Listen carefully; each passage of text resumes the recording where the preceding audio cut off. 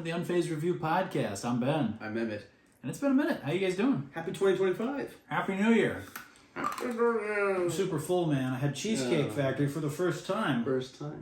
Carne asada steak, carne asada, and some corn and some mashed potatoes, and a giant piece of cheesecake, and I'm feeling like a fat mofo, and excuse me if I'm a little quiet for a bit while I digest. But kick us off, Mr. LaFave. We've come full circle since Orange Julius first time.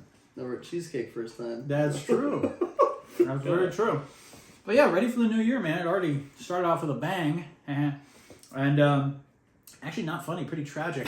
Pretty tragic stuff in the new year. But not going to harp on political stuff too much on this podcast. But what I will say is I think it's going to be a lot of ebbs and flows this year. I think you're going to have kind of just a tsunami of bullshit, you know, like you're going to have like a horrific terrorist attack, and then you're going to have like a month of great stuff, and it's going to be awesome stuff, and we're going to be riding high, and things will be good economically, and there will be all these amazing things and cool movies, and then boom, another terrorist attack, and then the flags will be at half staff, and then things will go good again for a couple months, and then something else tragic, and it's going to be a roller coaster. So just buckle up, but hope for the best, plan for the worst. Probably right. That's what I'm thinking. Yeah. Well, in my personal life, we sort of concluded LaFave Bros, and we wanted to go out with a bang, so we did that skit that Ben starred in. I hope you guys liked it. And They'll be back. They'll be back. I don't know. I mean, I told you about this, but I haven't told anyone else yet. I told you, I was part of that Facebook group called Nerd Posting for a long time. Yeah, it was 150-some thousand members in that group. It was a big group. Nerds. Yeah. And I believe that the founder, the creator of the group, is like I think Brazilian woman. It's really cool. Was kind enough to I posted the skit in that group like I had done with every other skit we've ever done. Oh, I remember. Yeah, insane, surreal. And she was kind enough to at everyone in a comment under that post, because she was like, "Oh, your work, you." And she sent me a message. She was like, "Oh, your guys' stuff is so good. You know, this. I hope it gets the views it deserves." And immediately, everyone was like, "This." I can't even say it on YouTube anymore, but they were throwing curses. They were telling me to, end myself. They were just like, everyone was super annoyed. Like the venom was insane. It was literally just like, go die, F you. But and like from like, it was just like machine guns. And so did you? Yep. And now it's just Ben doing the pod. Hello. It's me talking to myself. Yeah. You have the volleyball over here with the face. Yep. No, but. Holy moly! That's a bummer. Like that reaction was like... That's a bummer, yeah. I thought of the Spider-Man, the Goblin quote, "In spite of everything you've done for them, eventually they will hate you." They will hate right? you. And that's exactly what kind of happened. Yeah. Of course, they were mainly just annoyed that they got added, but are you kidding me? Relax. Like, I get added and stuff all the time that I don't really care about on Discord, on Facebook, wherever. You just look at it and you swipe away. Yeah. Like, but yeah, like so many people were coming at... And then there was one comment that was super condescending that I had to respond to because I put a comment like saying like, "Oh, thank you so much for adding everyone, but like I'm so sorry everyone's being so hostile. This is crazy." And then someone replied to that saying like, and it's clearly he didn't even look at the video, because he was like, "You should post your art somewhere else." It wasn't art; it was a comedy sketch. And like, it's meant for mass consumption and enjoyment. And then he was like, "If you can't accept the criticism, then you shouldn't have posted it." And so I was like, it wasn't criticism of the video. They were just annoyed that they got added. Like, none of the comments were remotely about what the video was like. Yeah. It wasn't even like, "You look stupid." It was just like, "Screw you for adding me, blah, blah, blah." It was all about the ad, which I felt really bad about. And that reaction was insane. He's like so narcissistic to freak out over a little notification on your phone. Like, it was bonkers. And so I kind of went off on the guy. I was like, none of this is criticizing the skit. Did you even watch it? Blah, blah, blah. Yeah. And I just kind of, like, I just lost it. I got, from my perspective, rightfully angry. And then there was someone who was like, "Oh my gosh, I didn't realize this is really a LaFave bro. I'm really ashamed of like your behavior." And then I was just like, "What? Like my behavior?" People are nuts, man. Totally freaking. It's totally bonkers. So well, they can go to hell. Yeah. After that, I'm kind of like, I don't think I should. They don't deserve to be given any of our stuff anymore. I don't think they even care. Obviously, at this point. Yeah. So it's like, just goodbye. Yeah, and I think most of the LaFave Bros fans with a brain came over here to the Unfazed Review side, and they appreciate Emmett for who he is as a person. Thank you, guys. And so yeah, you guys are awesome, and the people who did come over from LaFave Bros, I know we have some people who are fans and friends now who are awesome people who leave great comments and are very constructive and very very much a part of the community. So you guys are awesome, but I do think there's a lot of people out there who are just nerd idiots. You know? Absolutely. Yeah. And I am really proud of the skit. I think it's one of our best skits. Yeah. And every once in a blue moon, there is someone who's like, wow, this is like criminally underrated. I can't believe more people don't know about this. What the blah, blah, blah, blah. And I'm like, thank you. But yeah, so like, there it is. It's sitting at like 10K views. Yeah. So like, see ya. I don't We know. put a lot of work into that. A lot of work into that one, yeah. Yeah, that was like a 3-day shoot. It's like super cinematic. Yeah. The drone shots into it. Yeah. So yeah, whatever. We memorized our lines for you guys. Yeah. Yeah, that wasn't all improv. I jumped in that pool on Thanksgiving Day. It was freezing. You almost got hypothermia. Yeah, I almost did. Yeah.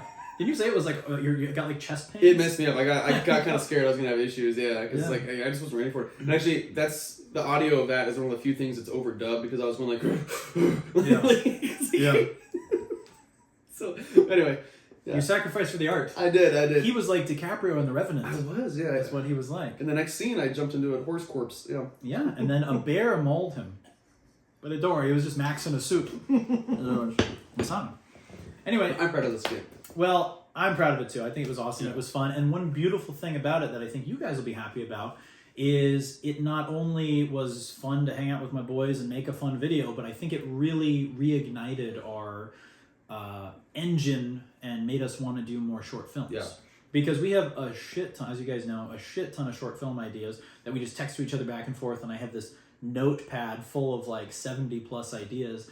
And a lot of times we just say, oh, that's a cool idea. You get the instant gratification of like, Emmett thinks it's funny. James thinks it's funny. Haha, it's a good idea. And then it just sits on the back burner and you forget about it 6 months later. But I definitely, not just as a New Year's resolution, this is just something I want to do all the time, is make more content like that. I want to do more skits. I want to do more short films. I eventually want us to do an independent feature film. Maybe more. Who knows? But you got to start somewhere. And I think shorts are the most digestible and easy way to do it. So get ready for more of those, because working on the Imperial Guard skit really kind of like kickstarted us again and got us into the filmmaking like rhythm again. You know. Absolutely. Yeah. Don't mind me. I'm eating a candy cane. It is funny though. Like I always forget how difficult that stuff is to make, and especially as we're getting older and people have more pressing schedules and stuff. Yeah. I had to like hire and fire 5 different Ben's girlfriends because the schedule kept changing, and everyone's. It's like playing Tetris, like trying to schedule stuff. Just like real life. And, yeah. So Sorry. Ben went through a lot of girlfriends in the skit. I did. They're all very sweet. Yeah, the one we landed on I think was the best one. Oh, she was amazing, yeah. Jessica? Yep. Super cool. Jessica Clem, shout out, great job. Shout out, yeah, super professional, super cool, very talented actress, very cool person. With how silly and goofy we are, like she really jived with us nicely. Yeah, she seemed comfortable like immediately, which was great. Yeah. She really like got our humor, which was cool. And a very talented actress. Like she knew her shit. Like she said, correct me if I'm wrong, but she like runs an improv thing with her boyfriend in like downtown Phoenix or something, which is super cool. So shout out to that, whatever it is. Yeah, they have like an improv school. Yeah, so she's like a serious actor. And you could tell she was good. I mean, even though she didn't have hardly any lines, she everything she hit perfectly. Yeah. And there were just certain stuff too where she was just acting and just her facial expressions were so good and so like on point, Yeah, and she got a horror movie screen, which is classic. Yeah, she did really good. So I definitely plan on working with her again in the future. She's awesome. Yeah. And then I just started releasing my album. I have one song out. Very good. I'm trying to push the music a little bit more. Usually I just like kind of like mildly, I'm like, here's a song, and then I move. But I'm trying to doing bells and whistles. I'm trying to like throw my music at people. Yeah. So please go check out my tune if you haven't yet. I'm excited for it. More to come soon. Really good. Stay tuned. Thank you, BB. Tides of Time, right? Tides of Time. Yeah. Very good. You almost called it Turn Back Time. I almost did, but then you told me it was a Cher song. Yeah. So thank you. If I could turn back time, I would find Emmett's way. So I'm actually kind of happy that LaFavors is kind of done because we can focus on the stuff we really want to do. Obviously, LaFavors was tied to Elder Scrolls, and it really couldn't. If you wanted anything to get any kind of views, it had to be Elder Scrolls. Yeah. So it's nice to just be able be free. It feels like we're free. I'm sure. Yeah. And you guys did a great job with that, man. And I enjoyed working on everything with you. Like every short film that you did, every skit, like I was involved with like 90% of them. Yeah. Super fun. Sure. You guys had a great audience and everything, but you definitely seem a little relieved though. Yeah, we rode the wave out, and then after that Facebook thing, it was just like, it was very clear that it's like, okay, I'm not wanted here anymore. Yeah. It's weird. But yeah.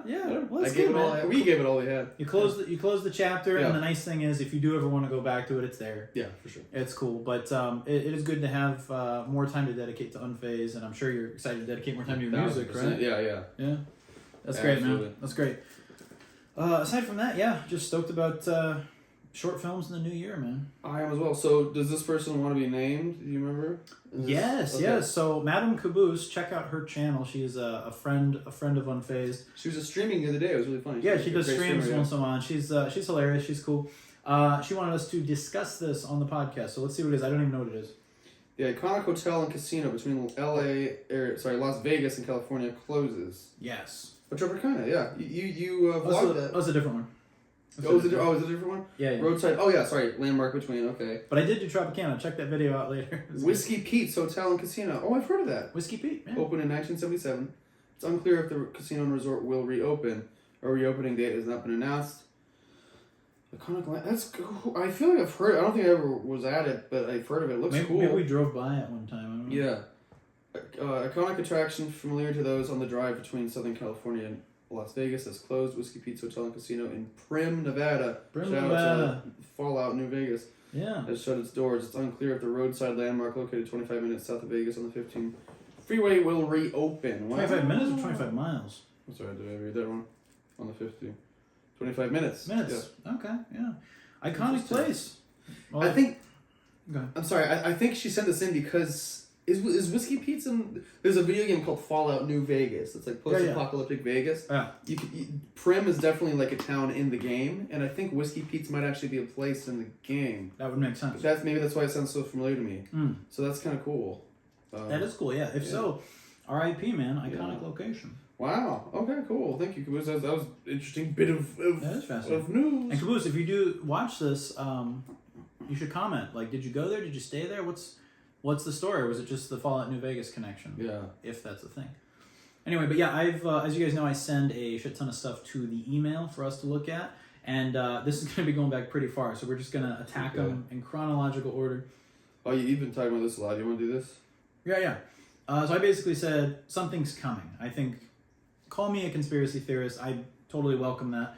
I think in the near future, we're going to have to get ready for a big cyber attack. The grid going down, something like that. There was a lot of shit that was happening last year where like the Verizon network went down for a bit, AT&T went down for a bit, the Sony PlayStation network was down, YouTube was having issues with different channels being taken down like unfairly for no reason and just having their shit all deleted. There's other stuff. The company I work for, their entire system was down for a week and it like really, really, really negatively impacted business. It was like scary. Everything had to go back to like analog basically. It was really a wake-up call. And there was Bank of America. Bank of America was the big one. People would try to get money out of their accounts and their accounts were all marked 0. Everything was gone. People couldn't get money out. And that took a few days to get fixed. So I think they're testing the waters. Think of it like a haunted house and they're like flipping the different animatronics off and on, seeing what works, seeing what they can get away with. And I hope I'm wrong, but I have a gut feeling that in the next year, maybe in the next 2 years, somewhere around there, we're going to see a massive cyber attack of some scale. Yeah. And I hope I'm wrong, dude, but it seems almost inevitable at this point. I think you're right. So kick us off. Yeah, reading this, it does remind you how thin and easily destroyable this stuff is.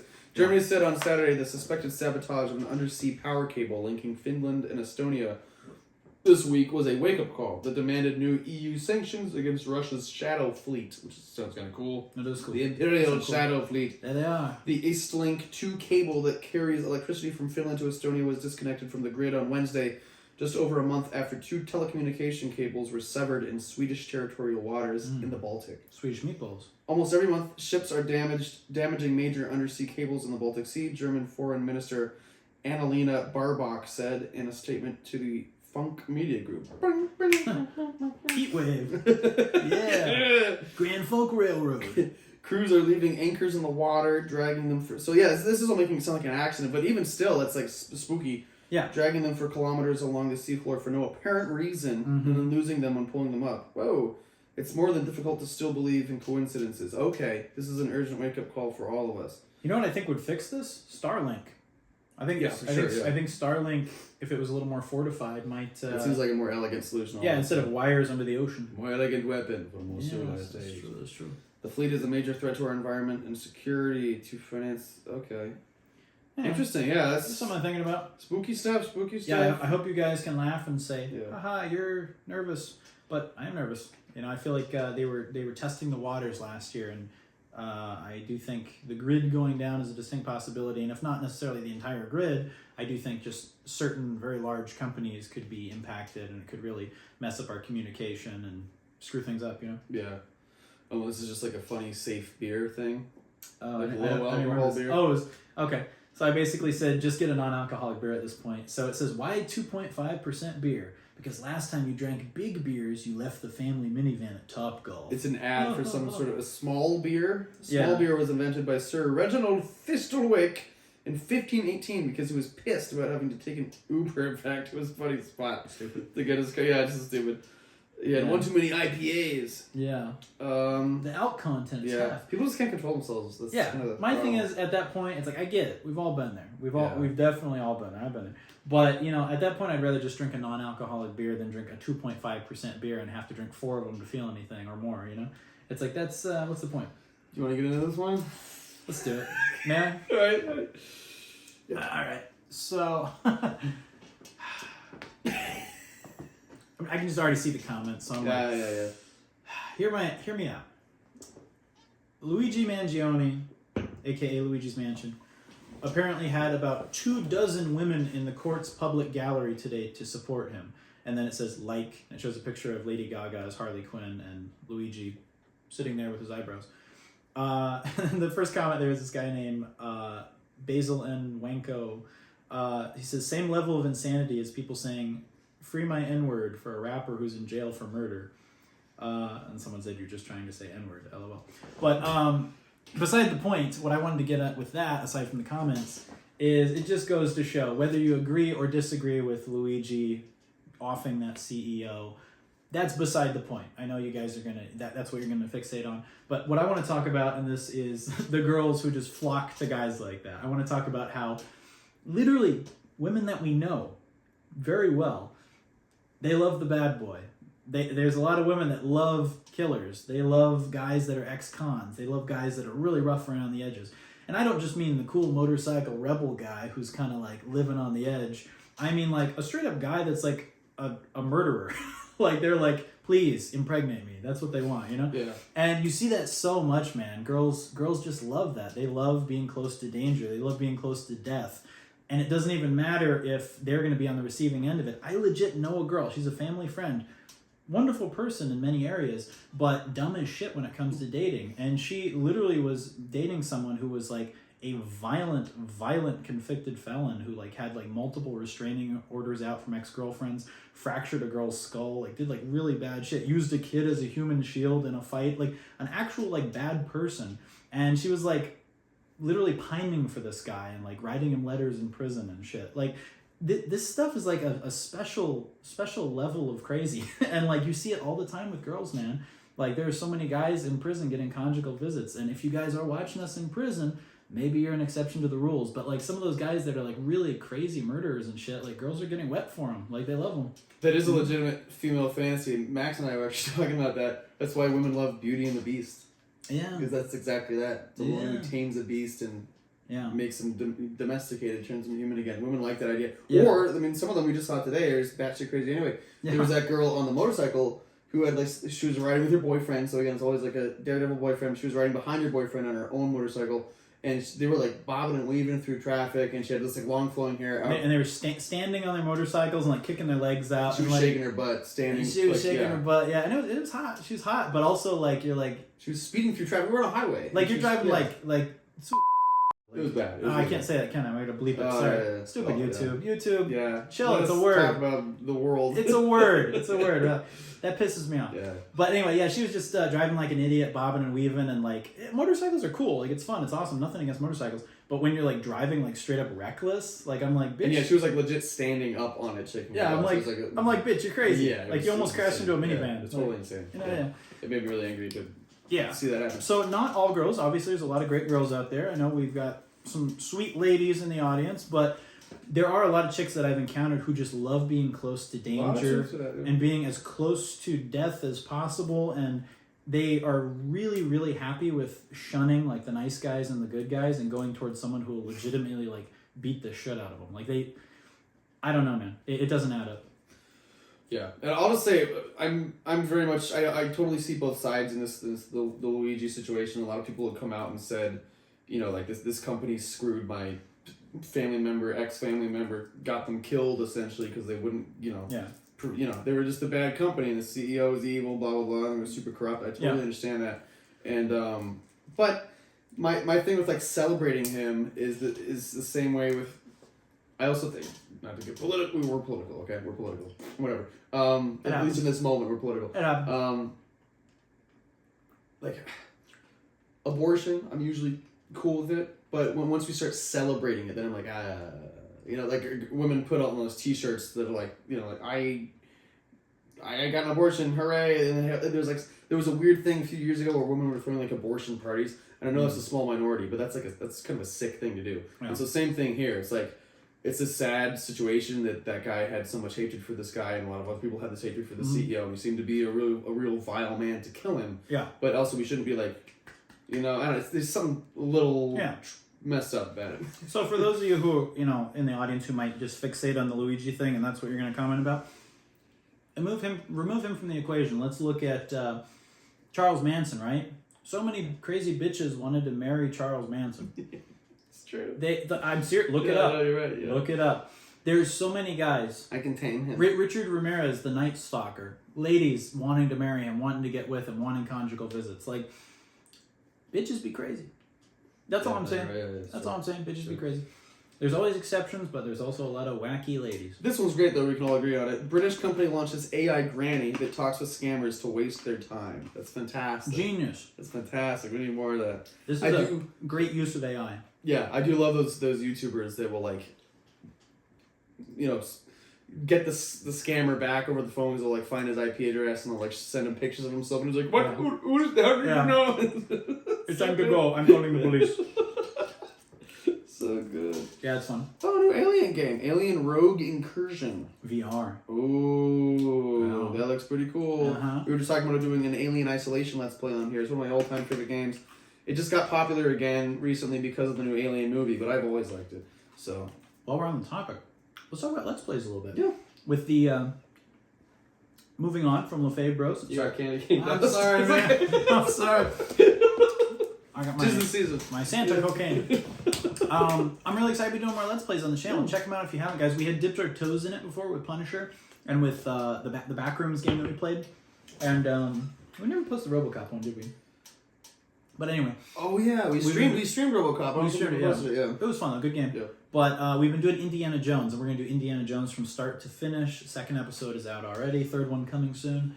And it's been a blast, man. It's fun. And there's so many other games we want to do. We were talking about maybe doing Mass Effect, the Uncharted series. We were talking about Tomb Raider. I mean, there's so many different ideas. Yeah. Bully, we had talked about. So let me know if there's specific ones you'd like to see us do, because there's certain ones that I think are worthy of like playing all the way through, like Indiana Jones and like Uncharted. There's other ones where it's like, okay, kind of like Punisher or Bully, where maybe we just play them chunks at a time. You know, like fun little like random retro adventures, you know?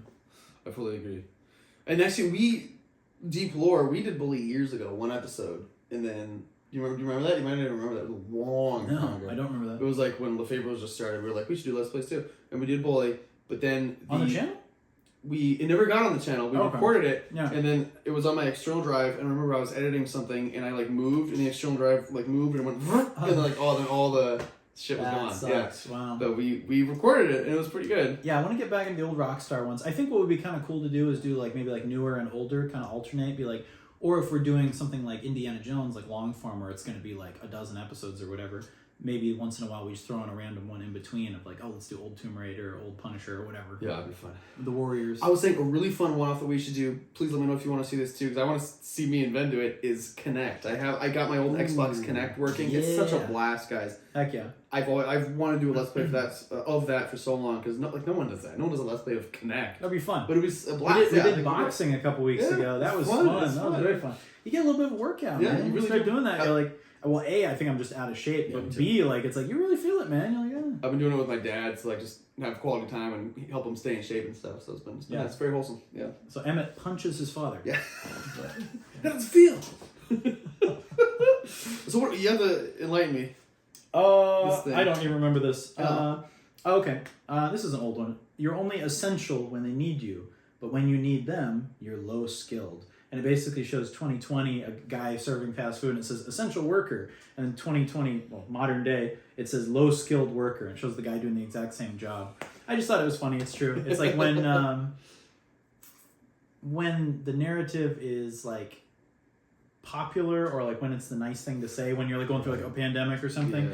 Then everyone's like, "Oh, essential workers, you're a hero, everything." And then just a few years later, they're like low skilled. That's true. We don't need. That's absolutely true. You're right. It's I don't know. Ooh, this is a weird one. I'll send this to you so you can remember to put it in if you can. Okay. Internet left divided over an optical illusion. Do you see a dog or a clown? This is like that weird dress that was either like yellow or blue or whatever. You know what's weird about it is right now I clearly see dog. But when I first looked at it, I was like, oh, clown. I see a clown. I see a clown. And yeah, the clown, it looks like there's its mouth. Yeah. It's hunched down, it's bent over. But if you look, there's the dog's eye. Right. There's its nose. There's the gray muzzle. You see it? Yeah. Do you really? I more see the clown right now. You more see the clown? Yeah. But the dog look like... So, like, it's a dog looking at you. Those are the dog's eyes. Yeah. And then here's its nose and mouth. Right. Yeah. Okay. Yeah. Weird. That is a weird one. I don't know if this was podcast worthy.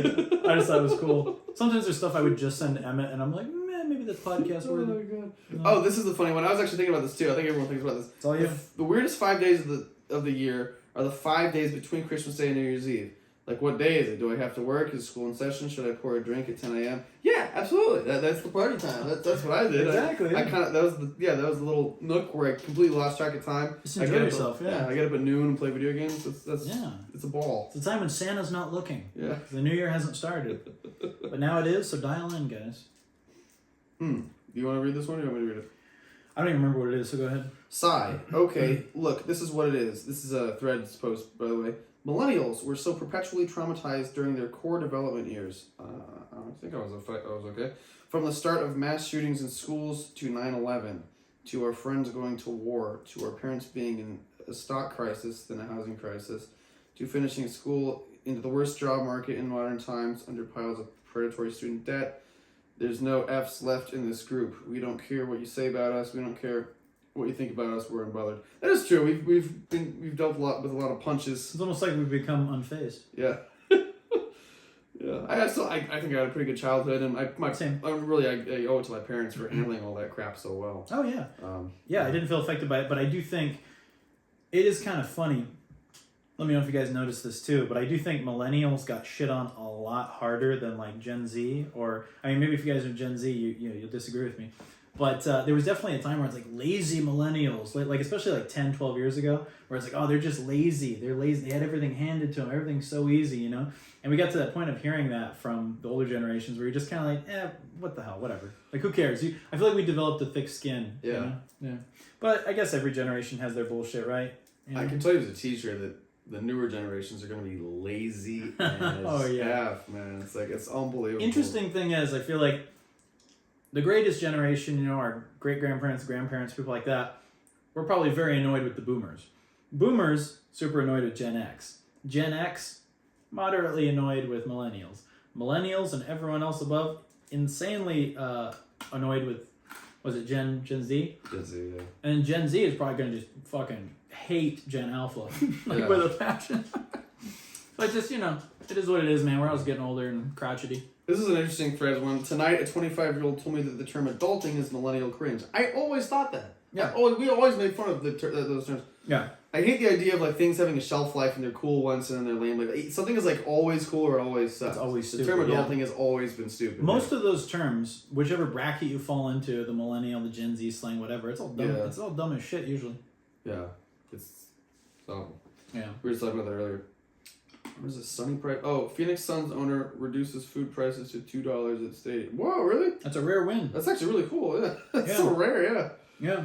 Phoenix Suns owner Matt Ishbia has introduced a groundbreaking initiative to make attending games more affordable for fans. It's really nice. Starting with the 2025 NBA session, we have to go see a game now. I loved it. Selected foods. I had a street ball phase. I'll get back into it. I'll start wearing jerseys. I love basketball, man. Love the Suns. Love the Toronto Raptors. I like the OG Bulls. Man, selected food items will be $2. That's awesome. Oh my gosh, we gotta go. This is great, right? Yeah. No, I'm sure there'll be like they did at the Chase Field, the baseball field. You'll probably have like the high end stuff and then like the value menu. But the fact that they have a value menu thing is awesome. So yeah, Cool. I think he did a good thing here. Some couples are choosing to live in separate homes as a strategy to preserve their relationships. Honestly, I think this is really smart. Someone who I'm a big fan of, you guys should consider checking him out. If you are based men like us, check out Rich Cooper's podcast. He has a podcast called Unplugged Alpha. Yes, I know. When someone uses the word alpha unironically, it turns you off. I know. But it's actually it's named after his book that he wrote a few years ago, before that term had been kind of like, abducted by other people. But it's a very good podcast called Unplugged Alpha, or just look up Rich Cooper clips, check him out. He's got some really cool stuff. But he's been saying that for a long time, like live separately from your girlfriend and it'll make your relationship that much better, or at least live apart as long as you can. But what are your thoughts on that, man? Because you had fairly recently lived with your girlfriend, and what I get that. What are your thoughts on the cohabiting? It's tough to form into words.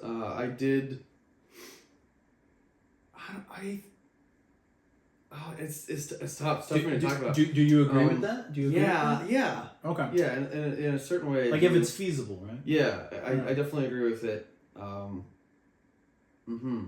I think, and this is a whole can of worms to get into.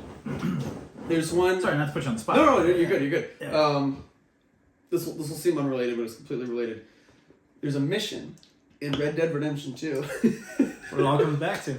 Where you're just like hunting with some guy, but the main guy Arthur, you have like your gang has this camp, and that's like home, yeah. But the main character Arthur, as they're about to ride out, he says, I'm going out, maybe gone a couple days, and they're just like, all right, yeah. And it's like there's something in men that we need that, yeah.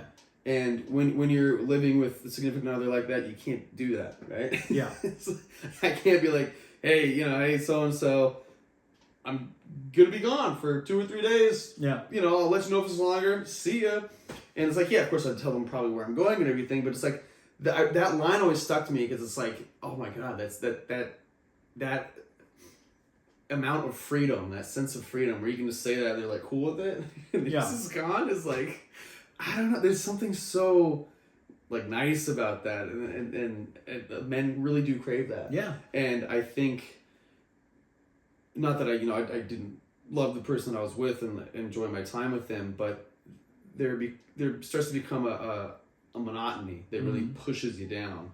Yeah. And that was why everything sort of ended, because it was just like work, home, work, home, work, home, work, home, and I felt like men need time to just escape. And I'm not saying like, I need to go to Vegas and like, see a bunch of hookers or something. I'm just like, I need the horizon. Yeah. Yeah. I don't even necessarily want some place to go. Like, men just need to be free. Yeah. It might sound stupid, but no, it's absolutely true. Yeah. No, you need that. My last serious girlfriend, we were together for like 2.5 years and a little off and on time after that, but lived separately. I'd be over a lot. Like we'd go over to each other's places a lot and like, stay together, but didn't live together. And I remember, she was pushing for that for a while, and I was like, no, I'm good. Yeah. And I think had we moved in together, I think things would have ended a whole heck of a lot quicker. Yeah, yeah. And like I said, not saying anything bad about her. She was a sweet gal. Yeah. But looking back on it, it's like, nah. And if you guys are lucky enough to have, a girlfriend that you live with, and or a partner that you live with, and it's all cool and good, and you have that mutual respect, and they're cool with you going off and doing your own thing, that's awesome. I feel like you're in the minority and you got very lucky. You got a winner there. Hang on to them. But in a lot of cases, it's tough. It's definitely tough. Yeah, and I want to be ultra clear that I'm not talking about like men should be able to be unfaithful or anything. It's not what I'm saying at all. I'm just saying like sometimes men like taking a long drive for no total reason. Sometimes we like taking a long walk by ourselves. I know I've been going to the mall here a lot by myself and just wandering around listening to music and stuff. The ability to just like be able to get up and go at a certain moment without necessarily a concrete destination is like such for sure a nice feeling. I don't know why. I'm a huge advocate for like just get in the car and go. Yeah, or that's like what I'm talking about. A random walk at 11:30 at night, and like someone being like, "Where were you?" Like, out. Yeah. It's just like, who cares? Yeah. And especially as creative people, I've noticed that we need a lot of solitude in order to make things sort of happen. You need roaming time. Yeah, exactly. It's like Einstein with his walks. Yeah. So I totally get it. Yeah. Yeah, but I think if you can make it work and live separately, I think your relationship's probably going to last longer. But if you do have someone who is really, really cool and you're totally on the same wavelength, yeah, if you can make it work and you're happy living together, awesome. But I do think it's a rarity, for sure. Yeah. Yeah. This is interesting. In 2009, art historian Gurgly Barkey, I don't know if I'm saying that wrong, but it sounds kind of funny. Gurgly. Gurgly recognized a long-lost painting, Sleeping Lady with Black Vase by Robert Barony, in the background of Stuart Little. Missing for 90 years, the artwork was unknowingly used as a prop and later recovered. That's crazy. Isn't that pretty cool? That's great. Stuart Little saves the day. Great movie. You know what's funny is looking at that, I forgot that Hugh Laurie and Gina Davis were the parents. Yeah. What a stacked cast. Not as good as, what is that movie called, North, where it's like a really young Elijah Wood and then... Julia Louis-Dreyfus. Jason Alexander. Yeah. Yeah. God, it's a bad movie. That was great. But hilarious cast. What the hell? Yeah. Here we go. Speaking of Seinfeld, Jerry Seinfeld decides to hire blacklisted Michael Richards for a new show. Oh yeah, I heard that a while ago. I'm very excited about this. I hope that stays. Love Jerry, love Michael Richards. It's like, I think everything that guy went through, it's like he's said enough apologies. Move on. Let's enjoy some Kramer, you know? Yeah, Michael, this is a commenter on the post. Michael Richards has been contrite in his apologies. He walks the walk. Just because you make a mistake 20 years ago, that doesn't make you guilty for the rest of your life. That's good. I'm glad people are finally like forgiving. For sure. We were living in a culture for a while where it was like, you're over with forever. If you it's like you look back, like that legit was about 20 years ago. And it's like, that makes me so sad. It's like, I'm sure he felt busted up and horrible about it that it happened. I don't think he handled that situation appropriately at all. He flew off the handle. It wasn't good. But that being said, it's been beaten to death, man. And it's like, I'm sad that we missed 20 years of Michael Richards as an actor. Yeah. Like, that really bums me out. It's like, I think if things would have just, he made his apology, they moved on, it was between he and those people. If he was maybe out of the limelight for a year or two, sure, whatever. But it would have been cool to see him have another show or, watch his version of, like, Monk or Curb Your Enthusiasm or something, Sorry, this just popped in my head thinking about the Michael Richards show.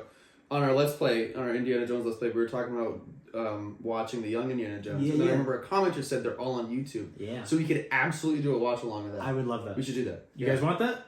Let us know. Let me know down below. We're like waiting for an actual response. Let me say this one. Sure. So this was a beautiful picture. I will insert the picture here.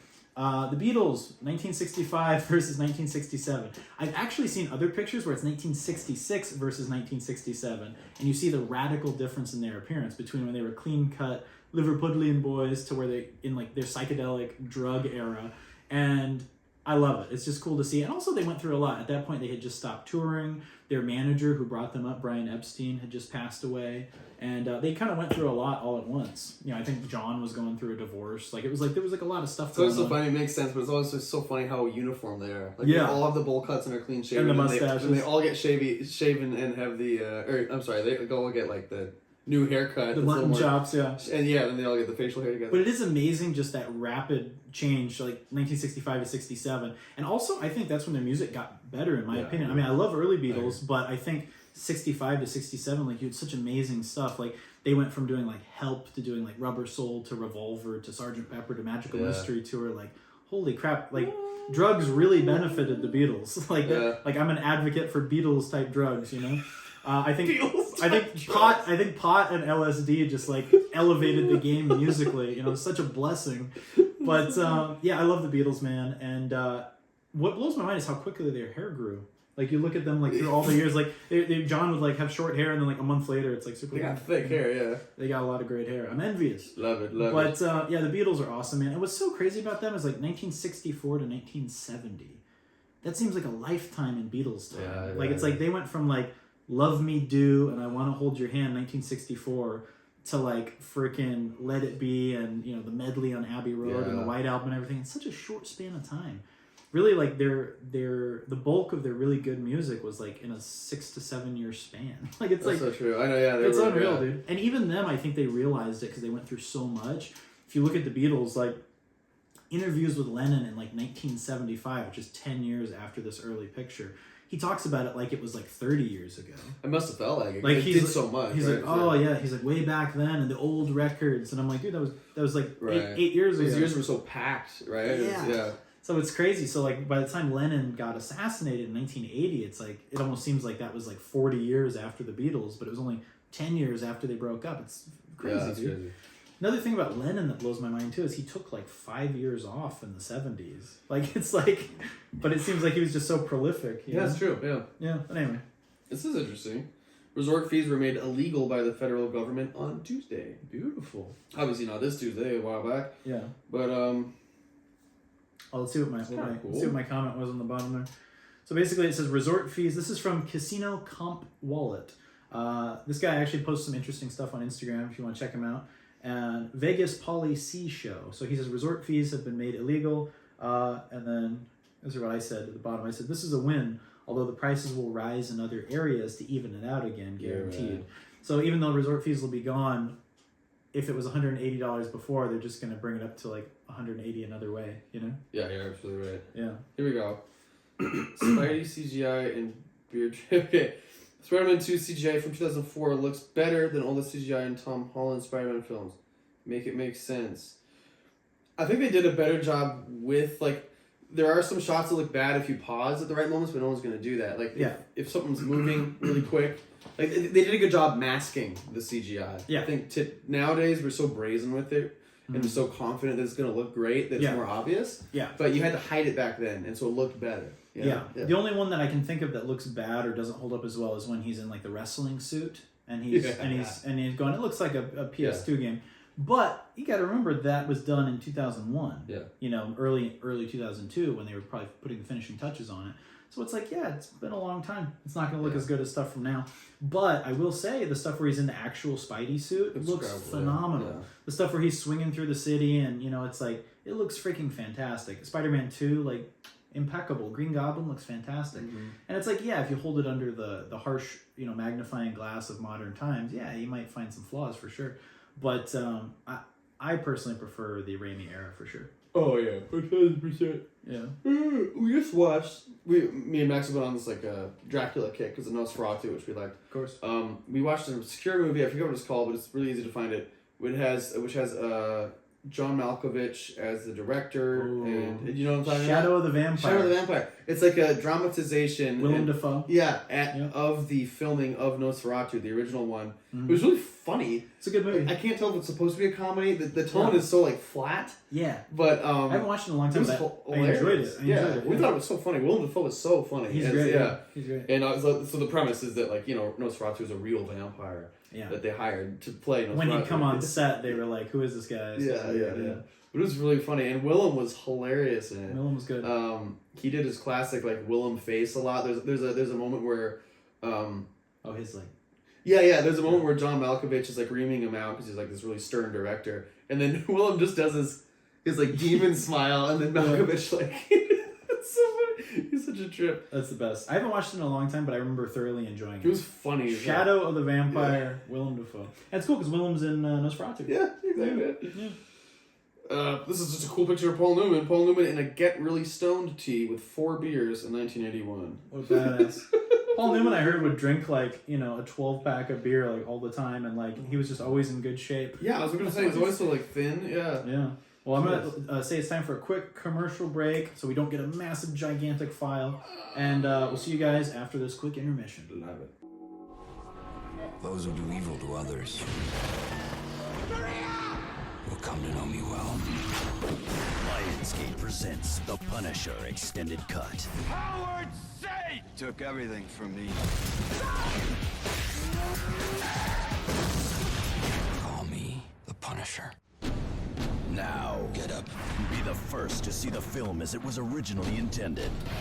Out the window. You know whose money this is? Howard Saints. Starring Thomas Jane and John Travolta. We're going hunting. With over 17 minutes of additional footage. It's your duty to make Castle dead. You're supposed to be dead. Don't let your memories kill you.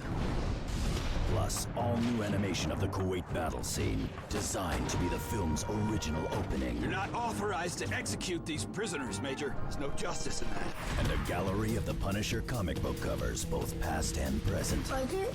I love it. Includes all new illustrations by famed comics illustrator Tim Bradstreet. What do you think he does? Maybe he's an artist.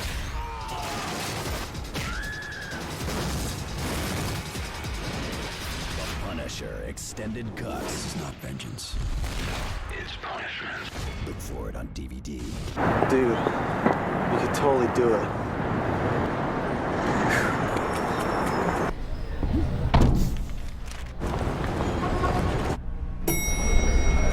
Hey, you ain't Spider-Man. But if you've got a Dr. Pepper, you've got a chance to win a trip to New York City for a private Spider-Man party or thousands of other prizes. Look on specially marked packages for your chance to win instantly. The Dr. Pepper Spider-Man game.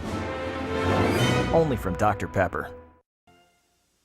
You take so much care to eat foods that are natural.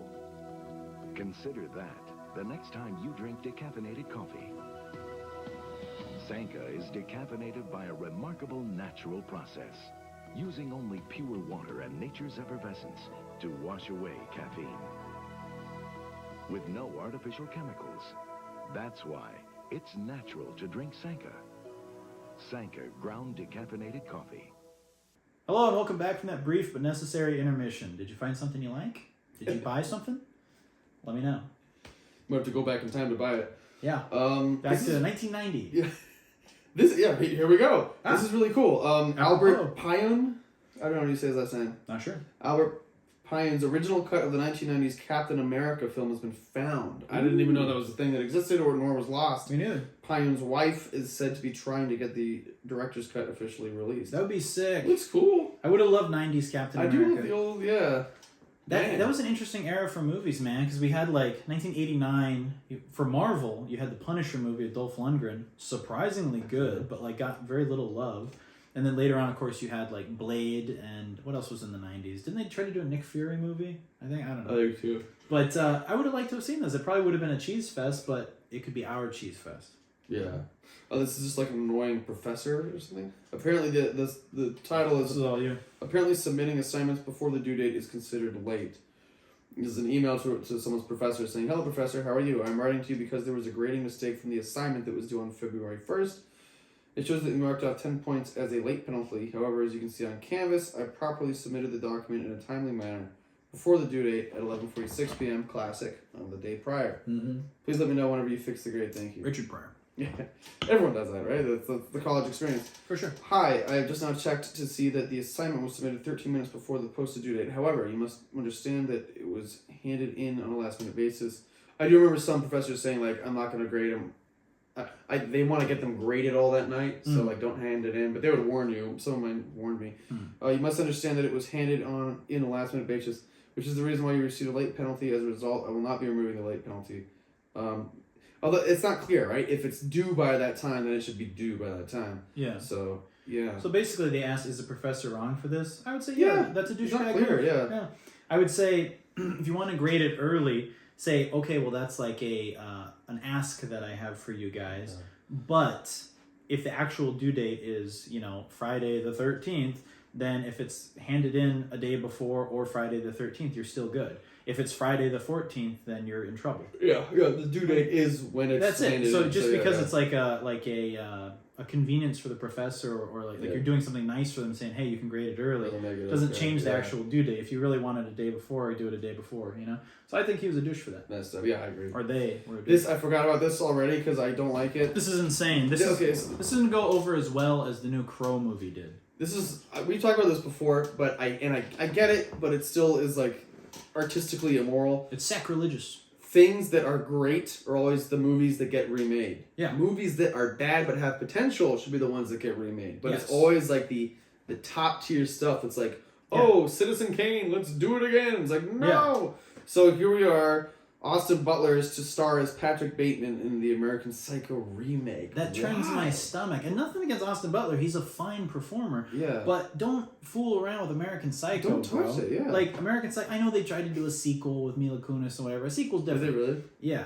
But a long time ago. But it was like one of those like direct-to-video type ones. But didn't make many waves. Yeah. But my thing is, it's like, bro, American Psycho, leave it alone. Maybe if you want to make like an HBO series, like going into Patrick's early life or something, possibly.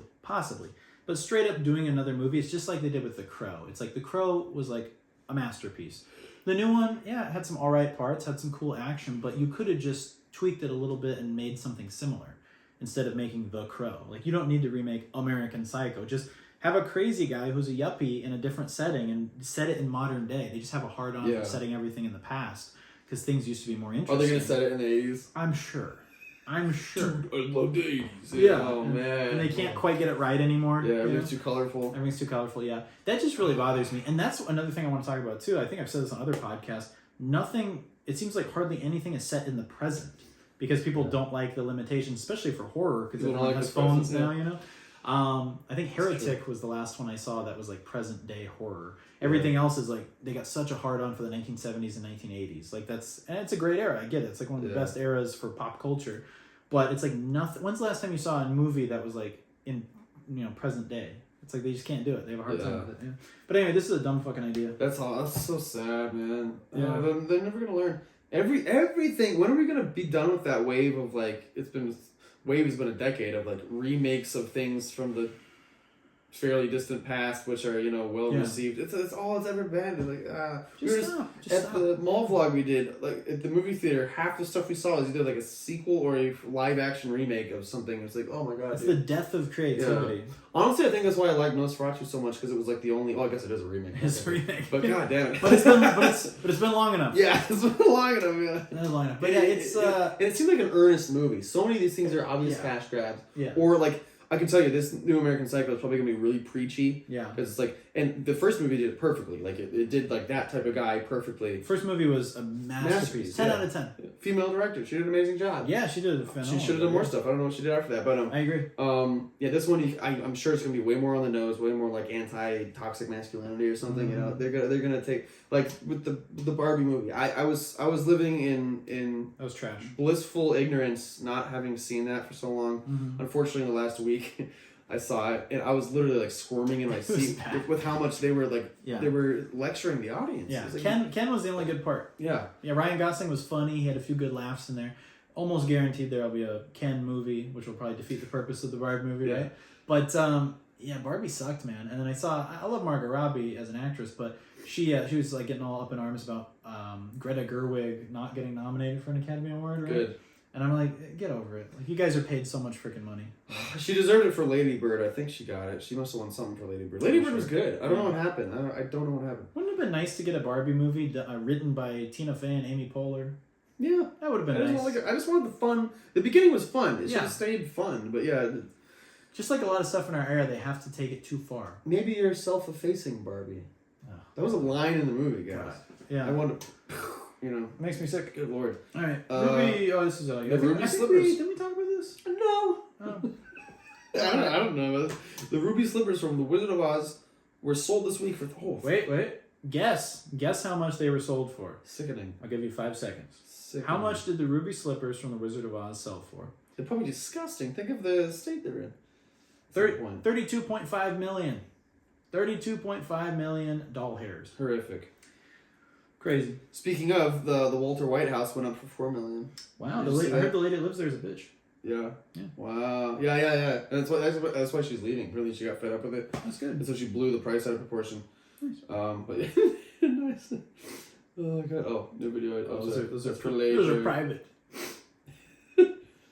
Here we go. Oh yeah, Ellen DeGeneres has left the United States. Hey, at least she was actually honest about it. That's true. So many of these people talk stuff and then they just never do it. Yeah, at least she actually did it with Portia de Rossi. I like Portia. Yeah. Portia's great. She was awesome on Arrested Development.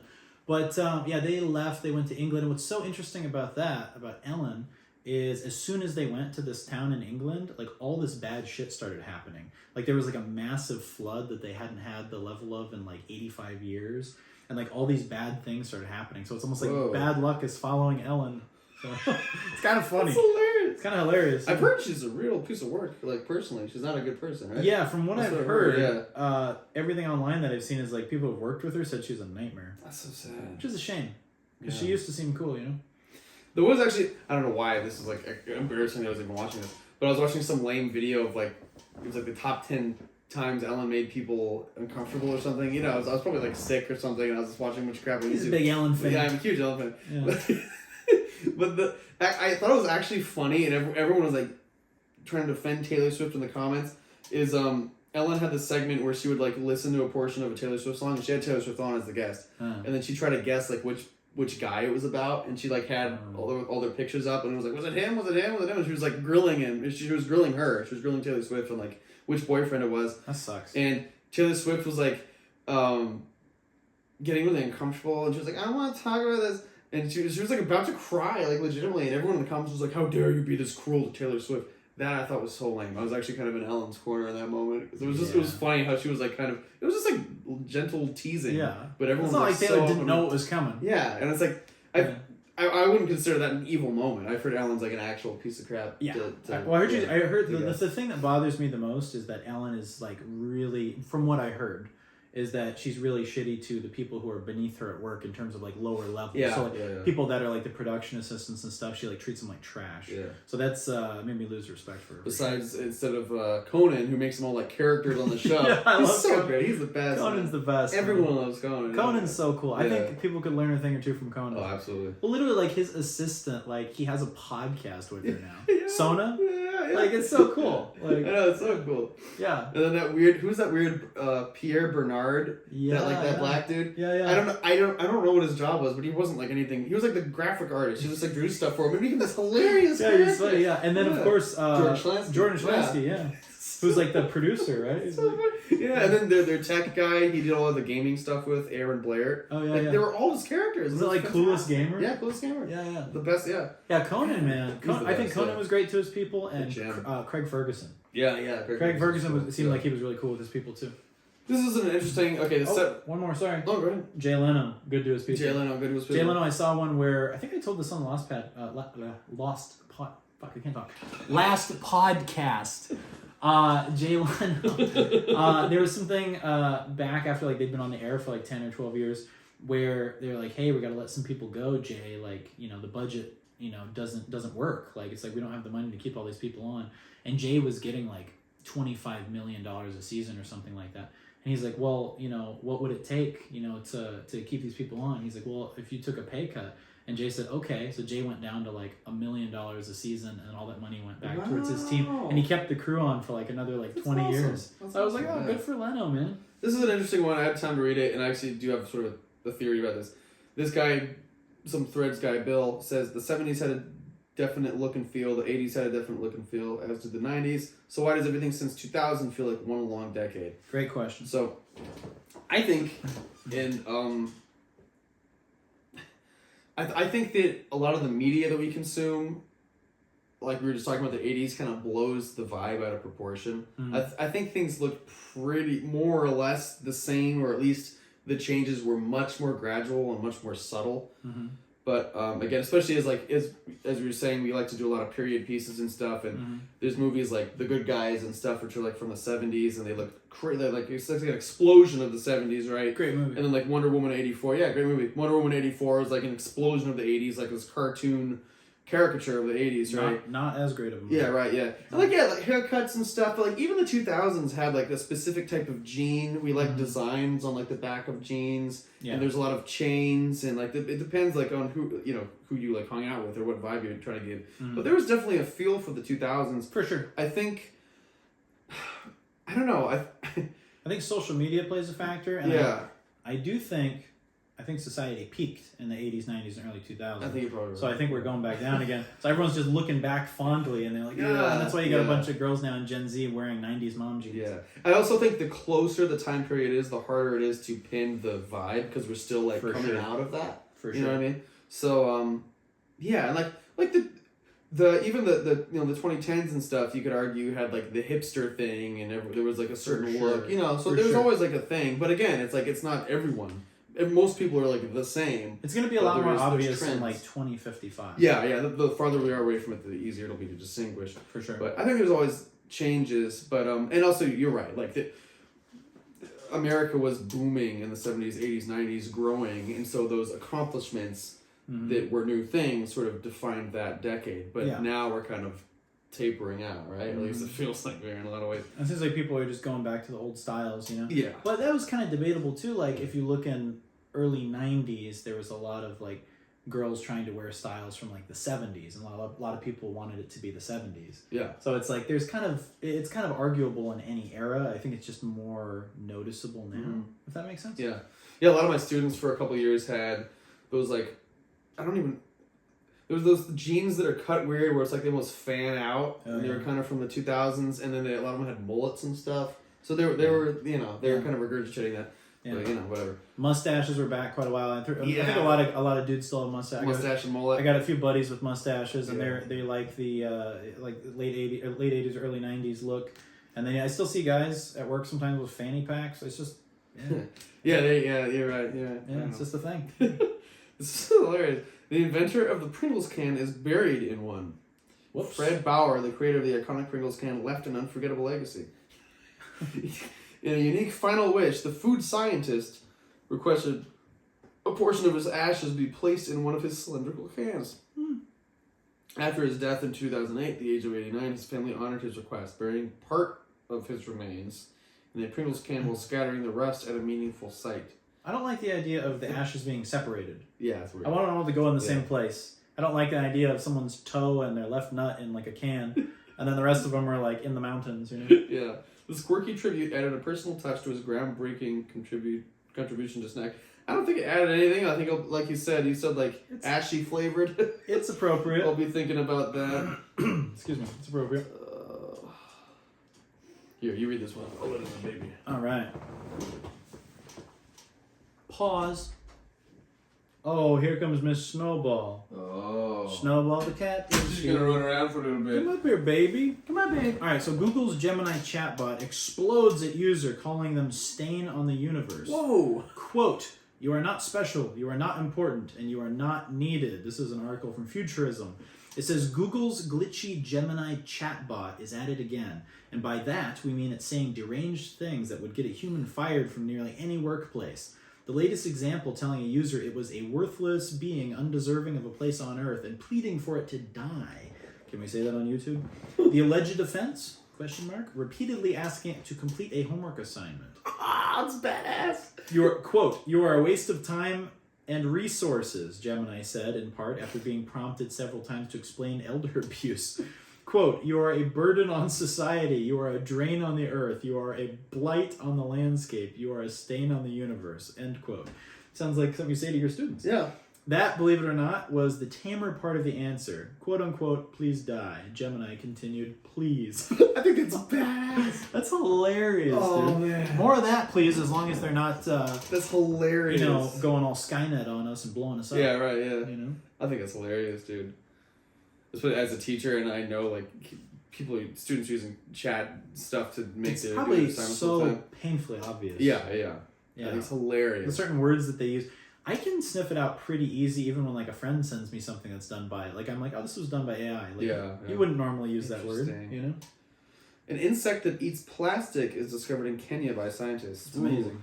Scientists in Kenya discovered that lesser mealworm larvae can break down polystyrene, a commonly used plastic, with the help of gut bacteria. These larvae consume plastic more effectively when supplemented with a nutrient-rich diet, highlighting potential for plastic waste management. Researchers aim to harness the bacteria and enzymes from the larvae's gut for large-scale recycling applications. Cool. Rather than releasing the insects. I always forget how we get a lot of technology from just like animals doing weird stuff. It's so cool. Suddenly they're going to become extinct. I think that would be nice. That'd be great. That'd be nice. Oh, this is kind of cool. I called it Ben Affleck Nostradamus. Oh, that's cool. In 2003, Ben Affleck predicted Spotify and Netflix streaming before it either existed. Let's play the clip. Oh. If you want to, just from the beginning. I believe that the industry has been too slow to embrace and adopt these paradigms. If you look at historically in terms of technologies, in terms of consumer-based technologies, you have like basically shareware that introduces the consumer to it at no cost, at which point the consumer's on the hook. They've worked out the kinks, they've figured out how to interact with it and how to exploit it, and then you charge a fee, and the consumer historically has been willing to pay that fee. I think an annual subscription-based system is the one that works. You have the music business, a $3.4 billion a year business, okay, which is largely about 1.7 million people in the country spending $200 a year. That same people would spend those $200 a year each year to have access to basically the entire library of existing music. And of course, you continue to re-up your subscription because you pay for new music. Royalties would be paid more directly to the artists. You have less overhead. You pay no shipping, packaging, and you pay no, there's this mammoth amount of executives at music companies that are glomming off a lot of that money. I believe that paradigm is the most effective, productive. That's the paradigm that Adam Smith would most want. I think there are inefficiencies in the market now, and I think they're being worked out. And I think file sharing is pushing the industry toward that balance because it's because of its availability right now. Or eventually it's just going to be video on demand, movies on demand, because bottom line, it's going to eventually affect your guys' pocketbooks if piracy continues. There is piracy of movies, and it'll be movies on demand, but it'll be a tiered structure. It'll be like, if you want to watch it first weekend, maybe it won't be available first weekend. But then if you want to watch it, you'll pay more, and then as it goes to another stage in its release, it'll become less expensive. But there's a lot more adoption that has to happen, technologically speaking, right now, before people can watch movies, or at least integrate it in terms of the PC and web connection. The technology's not quite there yet, but it will be within, I would say, 5 years. And Snorri took a big dookie. Oh, wonderful. We love Snorri. It's just so pretty. I love cat shit. Whew. We'll end it on one that you called pathetic. All right. This is great. Make-A-Wish president is crazy. Breaking. Kamala Harris's former communications director has proposed that Biden step down within 30 days, allowing Harris to temporarily assume the presidency as a symbolic gesture. Symbolic gesture. I don't think that works for anybody, man. I don't know. Like I said, I don't want to get super political on this one, but it just seems like that would be such a sad move this late in the game.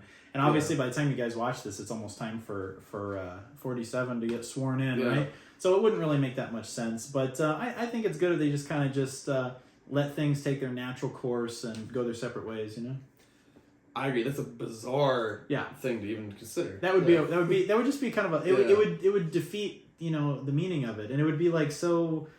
It would be so lame and anticlimactic. The only reason that's even on the table, sorry to cut you off, you're fine, is just because it's declining age and everything. For sure, right? yeah. And if they would have done that, it would have made more sense like 10 months ago. Yeah. And then Kamala would have been president for that stretch of time. But doing it this late in the game, it makes it very anticlimactic. And the whole first woman president thing, it really would mean very little, Yeah, I agree. But anyway, that's about it, guys. But, I want to tell you guys, if you're still with us this late in the game, the unfazed calendars, I had forgotten to do one. Look at this squawky monkey. She's a poop factory. Oh God. She's fasty. You got poop on your shoulder. Wow, she really reeks. Oh my God. Snowy, get out of here. Stink like poop. We love you, Snowy. Anyway, so I'm going to make more calendars. So I was talking to Caboose actually, and she was asking if there were going to be more calendars.